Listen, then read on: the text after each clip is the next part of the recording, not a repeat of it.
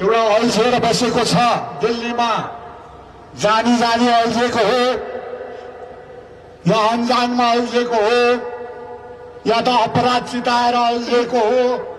दार्जिलिङलाई, दार्जिलिङ पहाडलाई, महाकाल बाबा भएको ठाउँलाई, सिन्चेलको सिंहदेवी भएको ठाउँलाई, बर्मेकको महादेव थान भएको, कम्बटीको महादेव थान भएको ठाउँलाई एउटा छलकपट गर्नु, अपराध चिताउनु, अन्त छैटौं अनुसूची नयाँ गोर्खा हिल काउन्सिलको बिललाई अल्झाउनु, यही बुझिँदैछ।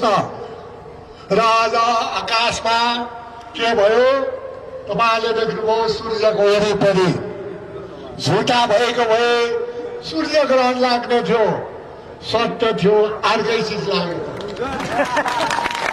र आज बोलेको यो आकाशमा हेर्नुहोस्, आज बोलेको जति पनि शब्दहरू छ, आवाजहरू जति बोलिन्छ, जे दिन्छ, मैले खदाहरू दिएँ तपाईलाई महाप्रसाद भएर लान्छ।